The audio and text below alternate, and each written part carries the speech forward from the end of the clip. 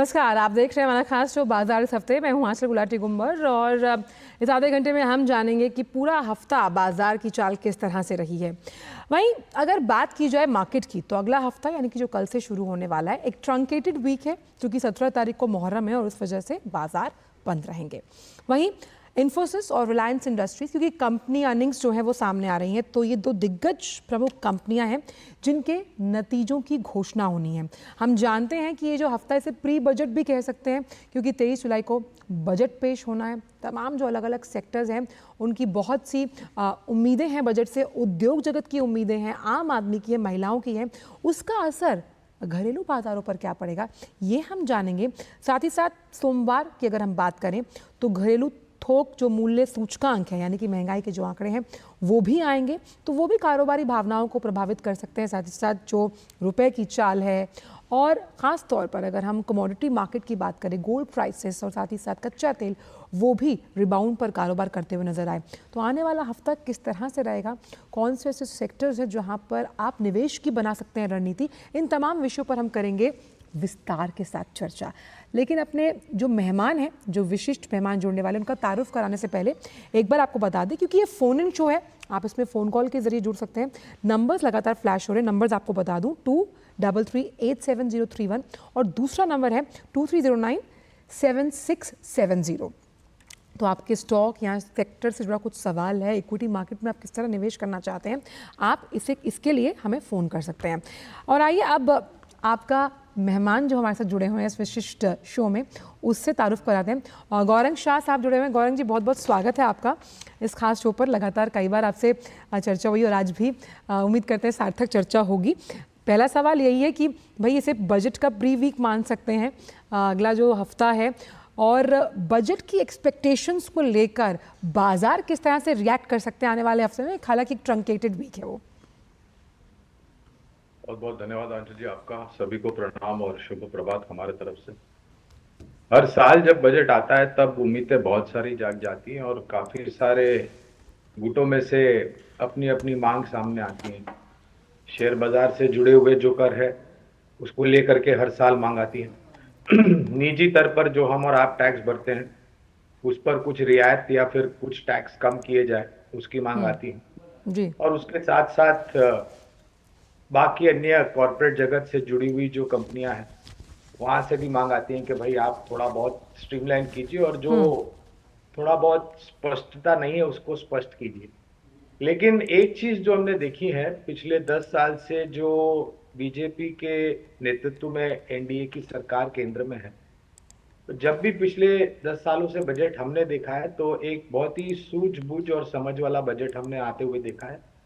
देश की विकास की गति को आगे लेके जाने वाला बजट, देश के नागरिकों की जीवन स्तर बेहतर और उनके पास खर्च करने के लिए रुपया और उनके हाथ में आए, गरीबी कम हो, बेरोजगारी कम हो, इस प्रकार का बजट आया है। और इस बार तो थोड़ी बहुत बातें ये भी हो रही है बाजार में कि शायद थोड़ा बहुत मन लुभान बजट भी आ सकता है, लेकिन हमें ऐसा बिल्कुल नहीं लग रहा है। हमें लग रहा है कि 23 जुलाई को जब माननीय वित्त मंत्री जी श्रीमती निर्मला सीतारामन जी बजट पेश करेंगे तो वो एक विकसित बजट होगा, विकास से जुड़ा हुआ बजट होगा और देश की अर्थव्यवस्था को और मजबूत करने वाला बजट। अच्छा, फिनटेक क्षेत्र की बहुत उम्मीदें हैं अगर हम बजट की बात करते हैं, ख़ास तौर पर ये जो कंपनीज़ हैं या ये जो सेक्टर है, इसे ओवरऑल आप किस तरह से देखते हैं? क्योंकि तमाम जब हम टेक्नोलॉजी ट्रांसफ़र की बात करते हैं इस सेक्टर से काफ़ी उम्मीदें हैं, और आने वाला जब हम आर्टिफिशियल इंटेलिजेंस की बात करते हैं उस लिहाज से भी ये सेक्टर आउट परफॉर्म करने का मादा रखता है। तो उम्मीद तो बहुत सारी है अंजलि, लेकिन एक चीज ये भी वास्तविकता है कि अगर आपने एआई यानी कि आर्टिफिशियल इंटेलिजेंस का सदुपयोग किया तो वो एक आशीर्वाद है, और अगर आपने दुरुपयोग किया तो वो एक श्राप भी बन जाता है। और ये हमने देखा है और चिंताएं बहुत सारी है। माननीय प्रधानमंत्री जी ने भी अंतर्राष्ट्रीय स्तर पर जब भी वो बड़े बड़े देशों के प्रतिनिधि के साथ मिलते हैं तो एक रेगुलेशन या फ्रेमवर्क बनाने की बात करते हैं, जहां पर अंतर्राष्ट्रीय स्तर पर एआई को लेकर के सावधानी से सकारात्मक रूप से उपयोग किया जाए क्योंकि अगर दुरुपयोग होता है तो हमने देखा है किस प्रकार की हानि भी पहुंच सकती है। आईटी क्षेत्र का जहां तक सवाल रहा तो हमने परसों एचसीएल टेक्नोलॉजीज के नतीजे आते हुए देखे और उसके पहले टीसीएस के नतीजे आते हुए देखे और आने वाले समय में और भी कंपनियों के नतीजे आएंगे। तो आईटी क्षेत्र को लेकर के हमारी कंपनी जियोजित फाइनेंशियल सर्विसेज तो काफी लंबे समय से सकारात्मक सा नजरिया रख रही थी। जब थोड़ी बहुत चिंताएं बढ़ रही थी आईटी क्षेत्र को लेकर के, बजटरी कट्स, डिस्क्रिशनरी स्पेंड, बड़े क्लाइंट्स अपने जो ऑर्डर्स थे वो रुका के रख रहे थे वगैरह वगैरह, लेकिन दो कंपनियों के जो नतीजे दिखे, टीसी और एचसीएल टेक, तो उससे एक अनुमानित भविष्य में सुधार हो ऐसा आप मान कल के चल सकते हैं। और टिप्पणियां भी मेरे ख्याल से काफी सकारात्मक थी, जहां तक नए कर्मचारी जोड़ने की संख्या है और जो कर्मचारी अब कंपनियां छोड़ के जा रहे थे उस संख्या में भी थोड़ी बहुत कमी आई है। तो अनुमान लगा सकते हैं कि थोड़ा बहुत योगदान बेहतर है और इसका वेटेज, आईटी सेक्टर का वेटेज भी निफ्टी पर बहुत ज्यादा है। गौरंग साहब, हमेशा देखते हैं कि पॉपुलिस्ट या रिफॉर्मिस्ट बजट होता है और ख़ास तौर पर किसानों का बहुत ध्यान रखा जाता है। एग्री सेक्टर की बहुत सी उम्मीदें हैं, ख़ास तौर पर अगर हम किसान सम्मान निधि योजना की बात करें या फिर अन्य जो योजनाएं चलाई गई हैं।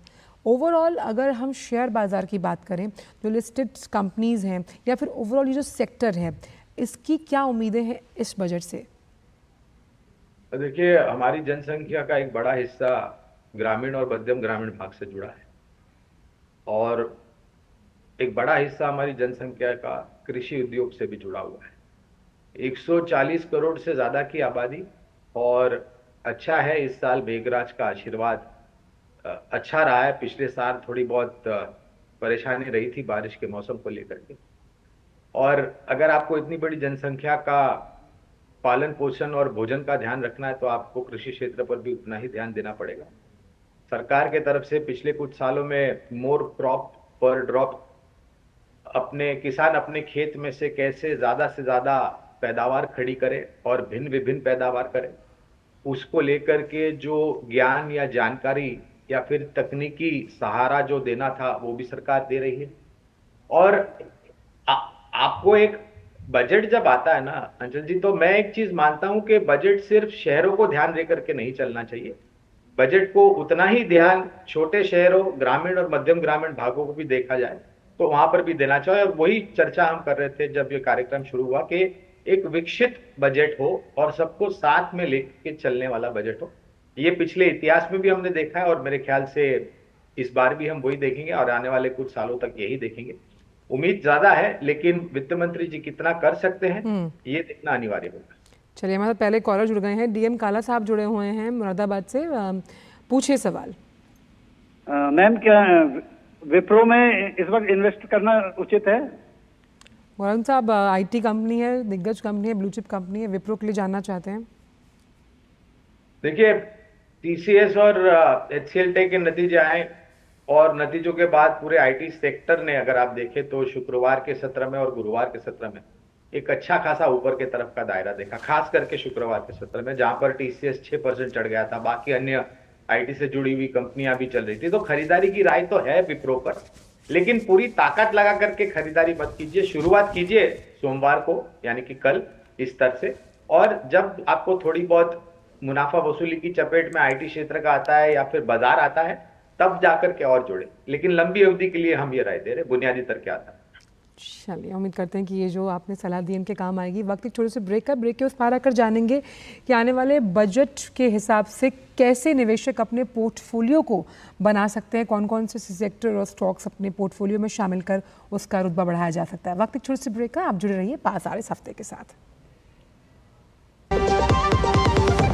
अब आया असली स्वाद। अब आया स्वाद। जब स्वाद के पड़े हो लाले तो MDH का चंकी चाट मसाला डालें। MDH का चंकी चाट मसाला। MDH। इतनी सी सैलरी में घर की EMI कैसे भरूंगी? काश तुमने जाने से पहले टर्म लाइफ इंश्योरेंस लिया होता। पॉलिसी बाजार पे 1 करोड़ का टर्म लाइफ इंश्योरेंस सिर्फ 470 रुपए महीने से शुरू। ब्रेक के बाद सभी का स्वागत है और हम लगातार चर्चा कर रहे हैं। गौरंग शाह साहब, जाने माने स्टॉक एक्सपर्ट, हमारे साथ जुड़े हुए हैं। गौरंग जी, खास तौर पर बजट से पहले अगर कोई पोर्टफोलियो अपना बनाना चाहता है, उस लिहाज से क्या चेंजेस करने ज़रूरी हैं? किन सेक्टर्स से परहेज करना चाहिए और कौन से ऐसे सेक्टर्स हैं जिन्हें गले लगाया जा सकता है? देखिए, बजट को ही मात्र एक मापदंड ध्यान में रखते हुए आपको क्षेत्र या कंपनी का चयन नहीं करना चाहिए, ये मेरी निजी राय है। क्योंकि बजट हर साल आता है और हर साल बदलाव होता है। आपको ये देखना चाहिए, और बजट एक माध्यम है जो एक दशा और दिशा दिखाता है देश के वित्तीय परिस्थिति को लेकर के लिखा जोखा वित्त मंत्री जी सामने रखते हैं, और नीतियों के बदलाव द्वारा कुछ क्षेत्र और उन क्षेत्रों को ज्यादा बढ़ोतरी आगे मिले, सहारा मिले, उसका एक मापदंड होता है।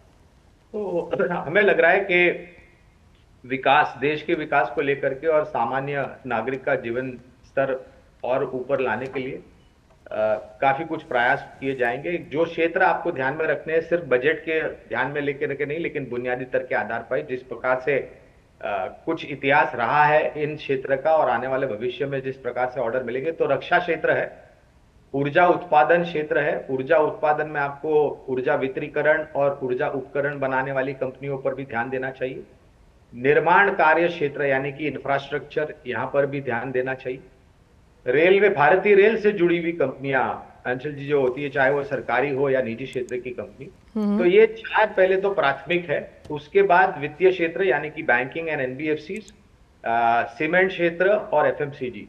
तो कुल मिलाकर के ये 6-7 क्षेत्र है जहां पर आपको दिग्गजों को पहले ध्यान में रखते हुए फिर मजबूत मझौली कंपनियों पर भी ध्यान रखना चाहिए। साथ ही अगर इंटरनेशनल फैक्टर्स की बात की जाए गौरंग साहब, तो हमने देखा कि अभी बीते हफ्ते अमेरिकी बाज़ारों का अगर मैं जिक्र करूं तो एक साल का जो महंगाई दर का आंकड़ा था वो सबसे कम रहा, जिसकी वजह से अब एक रेट कट की उम्मीद जगी है। अगर हम फेड की बात करें तो ये जो तमाम अंतर्राष्ट्रीय कारक हैं जिसमें प्रोत्साहन पैकेज भी जुड़े हुए हैं जो बड़े बड़े बैंक हैं उनके द्वारा, उस लिहाज से ये कितना असर डालते हुए नजर आएंगे इस पूरे हफ्ते में? देखिए, ब्याज दरों में अगर कटौती होती, पहले तो कब होगी कटौती? अब मैं तो ये मानता हूं कि माननीय पवेल साहब पर छोड़ देना चाहिए, जो कि चेयरमैन है फेड के, और वो अपनी बुद्धिमत्ता का प्रयोग करेंगे। और उन्होंने कई बार ये जिक्र भी किया है, जैसे हमारे यहाँ पर रिजर्व बैंक ऑफ इंडिया के गवर्नर दास साहब ने जिक्र किया है कि जो भी कटौती आएगी वो आंकड़ों पर निर्भर होगी, यानी कि डेटा ड्रिवन होगी। अगर आंकड़े सपोर्ट करते हैं, महंगाई दर नीचे आ जाती है, अर्थव्यवस्था ठीक से चलती है, विकास दर न्यूनतम आपको धीरे धीरे करके आगे बढ़ती, उस परिस्थिति में जा करके आपको, और खास करके महंगाई दर जो कि नियंत्रण रेखा के अंदर आना चाहिए, जहां हमारे देश में 4% की बार बार जिक्र गवर्नर साहब ने किया। और अमेरिका में भी मेरे ख्याल से पॉवेल साहब ने ये बार बार कहा है कि आंकड़े यानी कि डेटा डिविडेंड जब भी हमें मौका मिलेगा तब जाकर के हम ब्याज दरों में कटौती करेंगे। और वहां पर अगर ब्याज दरों में कटौती होती है तो शायद थोड़ा बहुत फॉरेन इनफ्लोज, जिसे हम विदेशी मुद्रा कहते हैं, डॉलर फ्लोज जिसे हम कहते हैं, वो शायद उभरते हुए बाजार के तरफ ज्यादा आ सकते हैं, और वहां पर शायद उम्मीद रख सकते हैं कि भारत में भी ज्यादा आए। लेकिन शेयर बाजार में आंचल डॉलर आए, उससे ज्यादा अनिवार्य होगा कि फॉरेन डायरेक्ट इन्वेस्टमेंट के रूप में हमारे देश में डॉलर्स आए। और ख़ास तौर पे हमने देखा पिछला हफ्ता जो टीसीएस के नतीजे आए, उसके बाद से आईटी सेक्टर में एक हरियाली देखी गई। हालांकि जो पिछला साल रहा आईटी सेक्टर के लिए उतना सब्सटेंटिव नहीं रहा है। इस साल ऐसे वो सेक्टर्स जिन्होंने 2023 में अच्छा परफॉर्म नहीं किया, लेकिन इस साल से काफ़ी उम्मीदें हैं in accordings to all the factors which are relating to domestic and international market, वो किस तरह का चुनाव हम कर सकते हैं? तो दो क्षेत्र हैं जो ध्यान में आते हैं, जिन्होंने मात्र सिर्फ पिछले वित्तीय वर्ष में नहीं लेकिन उससे पहले भी एक दायरेबंद कारोबार हुआ था और थोड़ी बहुत नकारात्मक परिस्थिति थी। वो है जीवन बीमा से जुड़ी हुई कंपनियां, Anchal ji, LIC, HDFC Life, SBI Life, ICICI Prudential Life, speciality और एग्रोकेमिकल्स, ये भी ज्यादा। और ये क्षेत्र जो स्पेशलिटी और एग्रोकेमिकल्स का होता है आंचल जी, ये कहीं ना कहीं कृषि क्षेत्र से भी जुड़ा होता है, क्योंकि फर्टिलाइजर, यूरिया बनाने के लिए आपको स्पेशलिटी और एग्रोकेमिकल्स कंपनी बनाने वाले की जरूरत पड़ती है। तो वहां पर आपके पास PI Industries, Vinati Organics, UPL, United Phosphorus Limited, Aarti Industries जैसी कंपनियां हैं जहां पर आपको ध्यान देना चाहिए। और मैं उम्मीद रखता हूं स्पेशलिटी और एग्रोकेमिकल्स में अब आगे जाकर के China+1 की जो नीति पूरे विश्व भर ने अपनाई है, उसके चलते भारत में स्थापित जो स्पेशलिटी और एग्रोकेमिकल्स कंपनियां, उनको ज्यादा प्रोत्साहन मिल सकता है। और ग्रीन एनर्जी पर आपका क्या फोकस रहने वाला है, क्योंकि इसको लेकर सरकार बहुत प्रतिबद्ध है, कई क्षेत्रों में जिस तरह से योजनाओं को चलाया जा रहा है, तो ग्रीन एनर्जी से जुड़ी तमाम कंपनियां कितना बड़ा ग्रीन फ्लैग हैं एक निवेशक के पोर्टफोलियो के लिए? देखिए, अगर आने वाली पीढ़ी को हमें एक सकारात्मक सा माहौल देना है सांस लेने के लिए और अपना जीवन स्तर सुधारने के लिए, और माननीय प्रधानमंत्री नरेंद्र मोदी जी ने तो काफी लंबे समय से कार्बन फुटप्रिंट्स कम करने की भी बात की, और हम धीरे धीरे करके पर्यावरण को ध्यान में रखते हुए क्लीन एंड ग्रीन एनर्जी की तरफ और भी कदम आगे बढ़ा रहे हैं। फिर वो ट्रांसफॉर्मेशन आइस इंजन से, यानी कि इंटरनल कंबस्शन इंजन से इलेक्ट्रिक व्हीकल्स को लेकर के हो, या फिर आने वाले भविष्य में ग्रीन हाइड्रोजन को लेकर के हो, या फिर alternative clean and green fuel जैसे कॉम्प्रेस नेचुरल गैस या कॉम्प्लेक्स बायोगैस है वो हो, या फिर ऊर्जा उत्पादन करने के लिए जो पहले इस्तेमाल होती थी टेक्नोलॉजी, और अब हम बात कर रहे हैं सूर्य से उत्पादन होने वाली सूर्य ऊर्जा यानी कि सोलर एनर्जी, और वायु से उत्पादन होने वाली वायु ऊर्जा यानी कि विंड एनर्जी। और हमें लग रहा है कि बजट में शायद वित्त मंत्री जी इस पर भी थोड़ा बहुत और स्पष्टीकरण करेंगे और प्रोत्साहन के रूप में शायद कुछ वित्तीय सहायता भी करेंगे। जिस तरह से हमने कई सेक्टर्स को एक रिबाउंड होते हुए देखा, जिसमें टेलीकॉम की कहानी अगर देखें, एविएशन की कहानी हम देखें, ख़ास तौर पे कुछ ऐसे सेक्टर्स जिनसे उम्मीद ही छोड़ी जा चुकी थी। मेटल्स की हम बात करें, एक वक्त था कि चमक फीकी पड़ती हुई नज़र आई। ऐसे में आने वाले समय के लिए क्या निवेशक की सोच रहनी चाहिए, जो तमाम जियोपॉलिटिकल फैक्टर्स हैं उनको देखते हुए, साथ ही साथ तीसरी बार जिस तरह से प्रधानमंत्री ने कार्यकाल संभाला है और ये अपने आप में जो एक सशक्त पॉलिटिकल विल है उसकी तरफ संकेत देता है, और साफ तौर पर इससे इक्विटी बाजार का भरोसा भी बढ़ता हुआ नजर आता है। देखिए आचल जी, जियोपॉलिटिकल सिचुएशन एक ऐसी परिस्थिति है, होने के बाद ही हम रिएक्ट करेंगे।